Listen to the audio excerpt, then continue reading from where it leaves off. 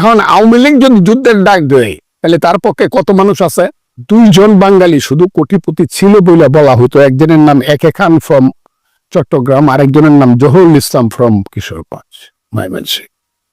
আর কি 5 কোটি টাকার মালিক নাকি তারা ছিল, সবাই বলতো 5 কোটি টাকার মালিক জহুরুল ইসলাম। লুট হয়েছে, ব্যাংক লুট হয়েছে, বিদেশে জমছে, কিন্তু বাঙালির কত ছেলে 22 পরিবার চলে গেছে। আজকে যদি পাকিস্তান থাকতো তাইলে গুলিস্তানের রাস্তার পারে দাঁড়ায় দেখতাম কে যায় রে, আদমজির নাতি যায়, কি তার নাম? তার নাম রাহাত খান। তার গাড়ি, আরি বাবা, আদমজির নাতির গাড়ি দেখতাম, ইস্পাহানির গাড়ি দেখতাম, সাইগল বাওয়ানিদের গাড়ি দেখতাম। এখন তো এটা আমাদেরকে দেখতে হবে। 72 সনে তাজউদ্দিন আহমদ অর্থমন্ত্রী হিসাবে যে বাজেটটা পেশ করে দিল 750, গত বছর বাজেট পেশ হয়েছে 7.5 লক্ষ কোটি টাকা। ডিফারেন্সটা বুঝতেছেন? স্বাধীনতা হইয়া কিছুই হয় না, এটা বলা ঠিক হবে না। বাঙালির ছেলে কর্নেলের উপরে ছিল না কেউ। উসমানের মতো brilliant officer of the world, আমি ওয়ার্ল্ড বলছি, দ্বিতীয় মহাযুদ্ধে স্বর্ণপদক পাওয়া ব্রিটিশের সৈনিক উসমানী, মেজর উসমানীকে কণ্ঠকুমারী বলছিল, this boy once he will be the general of India. India ব্যাঙ্গা পাকিস্তান হইল, কিন্তু বাঙালির ছেলে কর্নেলের উপরে হইতে পারল না। কিন্তু আজকে বাঙালির ছেলে জেনারেল ওয়াকারুজ্জামান, এখন আমার কিছুই মনে হয় না, অথচ কোন বাঙালির ছেলে কিন্তু মেজর জেনারেল ছিল। যুদ্ধ আমাদেরকে বাঙালি ছেলেদেরকে মেজর জেনারেল বানাইছে। বাঙালির একমাত্র সন্তান, পাকিস্তানের সঙ্গে তাদের লিঙ্ক ছিল বলে তার নাম হলো শফিউল আজম, সে ছিল তখন একজন সেক্রেটারি, বাঙালির ছেলে। কোন বাঙালির ছেলে ডেপুটি সেক্রেটারির উপরে ছিল না।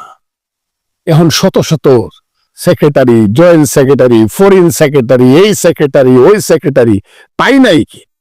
এখন পাকিস্তানের সঙ্গে ইন্ডিয়ার সঙ্গে আমরা সমানে সমানে বসে আমার সেক্রেটারি এবং তার সেক্রেটারি পাইছি। একটা বাঙালির ছেলে বাইরে যাইতে হইলে পাসপোর্ট করতে হইতো লাহোরে গিয়া অথবা পিন্ডিতে গিয়া। এখন আমার বাঙালির প্রায় 1 কোটি মানুষ সারা পৃথিবীতে থাকে, কত হাজার হাজার কোটি ডলার পাঠায় অনুদান হিসাবে প্রতি মাসে মাসে আমার দেশে। এটার কোনো ঠিকানা নাই। পৃথিবীর যেখানে যাবেন বাঙালি নাই এমন পৃথিবী পাবেন না। কাজে স্বাধীনতা আমাদেরকে কিছুই দেয় নাই, এইটা বলাটা বড় নেগেটিভ কথা।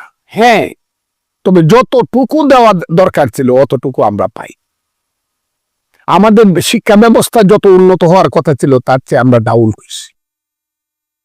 আমাদের বিশ্ববিদ্যালয়, আমাদের কলেজগুলো আরো উন্নত হওয়া দরকার ছিল, আমাদের রিসার্চ আরো বেশি হওয়া দরকার ছিল, আমাদের বৈজ্ঞানিক যে কর্মকাণ্ড এর চেয়ে অনেক বেশি হওয়া দরকার ছিল, আরো অনেক উপরে উঠার দরকার ছিল, সেইটা আমরা পাইনি। আমাদের পাকিস্তান আমলে না খায়ের থেকেও আমাদের যে সততা ছিল সেই সততাটা আমাদের নষ্ট হয়েছে। কেন জানেন?